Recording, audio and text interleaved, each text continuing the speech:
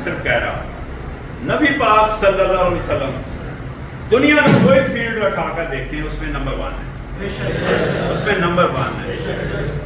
اور پھر مجبور ہیں ہم کہ جناب کائنات باقی ان کے لیے بنائی گئی ہے، پھر ہم مجبور ہیں یہ کہنے پر، لیکن اس سے اگلا سبق ایک ہے،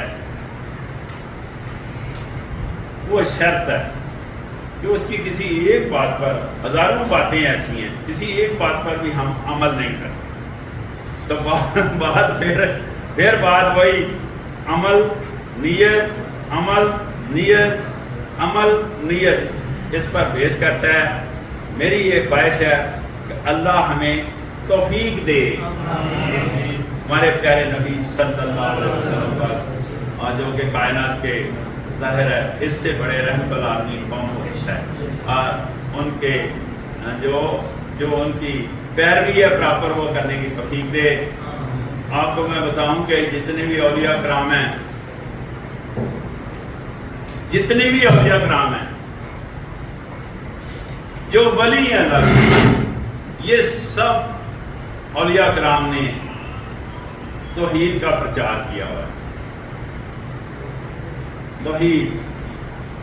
توحید کا پرچار کیا ہے۔ توحید کہتے ہیں اللہ کو ایک ماننا، اور نبی پاک صلی اللہ علیہ وسلم کا بھی سب سے بڑا پہلو جو ہے وہ ہے اللہ کو ایک ماننا یہ۔ اور اللہ نے کسی نبی کو بھی حق نہیں دیا کمانڈ کا، کمانڈ اپنے پاس رکھی ہوئی ہے۔ یہ ذرا بھی کوئی نبی اس طرح کرتے تھے کہ جناب یہ دیکھیں وہ دیکھیں یہ دیکھیں، ہوتا ہے نا، تو اللہ میاں ان کی بات مانتے تھے اور ان کو تباہ و برباد کر دیتے تھے۔ ایسا نہیں ہے؟ ایسا ہے؟ بہت ساری قومیں تباہ و برباد ہوئی ہیں، کیوں؟ وہ نبی جو ہے نا اللہ کا نمائندہ ہے، اللہ کا نیب ہے، اس نے خود قرآن پاک میں، لیکن نبی کو بھی ایک حق نہیں دیا۔ وہ کون سا حق ہے؟ وہ کہتے ہیں just to convey the message, not more than that, آپ میرا پیغام دے لوگوں کو، ان کی اصلاح کرنا، ان کو ہدایت دینا میرا کام ہے، یعنی اللہ پاک فرمائے۔ تو نبی پاک صلی اللہ علیہ وسلم نے کائنات میں واحد نبی ہیں جنہوں نے کبھی فتویٰ نہیں کی، جب بھی کی ہے قوم کے لیے دعا کی ہے، اور کون سی قوم اس کے لیے یاد رکھیں، رحمت العالمین جب بولتے ہیں تو کسی ایک قوم، کسی ایک بندہ، کسی ایک ملک، کسی ایک گروہ کی نمائندگی نہیں ہوتی۔ رحمت العالمین کا مطلب یہ ہے کہ کائنات پوری بات سے رحمت ہے، پوری کائنات کی قوموں کے لیے رحمت ہے، پوری کائنات کے ملکوں کے لیے رحمت ہے۔ اس لیے ہم نے اگر پیروی کرنی ہے تو سوچ یہی لے کر چلنا ہے، سوچ یہی ہونی چاہیے، کون اس بندے کا کس قوم سے تعلق ہے، اس کی کاسٹ کیا ہے، اس کا مسلک کیا ہے، اس کا مذہب کون سا ہے۔ باخدا رحمت العالمین نے سب کے لیے دعائیں خیر کی ہے، سب کے لیے دعائیں خیر کی ہے، اور ہمیشہ یہ کہا کہ ان کو اللہ ہدایت دے۔ جنہوں نے پتھر مارے ہیں انہوں نے ان کو بھی کہا کہ ان کو بھی اللہ ہدایت دے، کہ نہیں کہا؟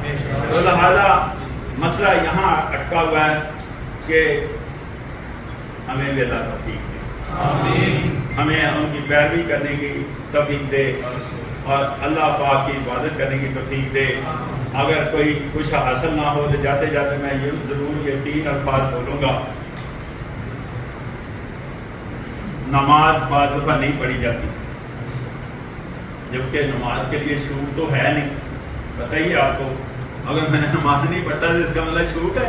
نہیں ہے۔ لیکن یہ 3 الفاظ دل پر اور زبان پر ہونے چاہیے۔ یہ چھٹکارا حاصل کرنے کے لیے ہے کہ توبہ کرنی چاہیے، توبہ کرنی چاہیے، معافی مانگنی چاہیے۔ تو جو سب سے قرآن پاک کا سب سے نچوڑ اور بڑا ایلیمنٹ ہے وہ ہے شکر ادا کرنا چاہیے اللہ پاک کا۔ تو یہ 3 الفاظ میرے خیال میں اس کے لیے کوئی ٹائم نہیں فکس ہونا چاہیے، ورنہ میں بابا بلے شاہ کی وہ بات اور کرنے لگا ہوں کہ مولوی 5 وقت ہی 24 گھنٹے، اس کا مطلب سمجھتے ہیں کہ 5 وقت کی اشارہ ہے کہ نماز 5 وقت ہوتی ہے، 5 ٹائم ہے نا اس کا رکھا ہوا فکس، اور 80 24 گھنٹے اس کا مطلب ہے کہ ہر وقت اللہ کو رجوع کرتے ہیں، ہر وقت اللہ کی عبادت میں رہتے ہیں، یعنی اللہ سے رشتہ قائم کر رہی ہے. تو رشتہ بھی کب قائم ہوگا؟ جب ہماری سوچ بہتر ہوگی، سب ہماری سوچ بہتر ہوگی. اللہ کرے ہماری ہم سب کی سوچ بہتر ہو تاکہ ہم سکون اور امن اور خوشی حاصل کر سکیں. کہاں سے؟ برطانیہ سے نہیں، امریکہ سے نہیں، دل سے سکون خوشی حاصل کر سکیں. لیکن یہ میں نے پہلے بتا دیا کہ کب حاصل ہوگی؟ جب دوسروں کو ہم خوشی دیں گے، جب دوسروں کو سکون دیں گے، اس کے ریفلیکشن میں ہمیں یہ چیزیں حاصل ہوگی. بہت شکریہ.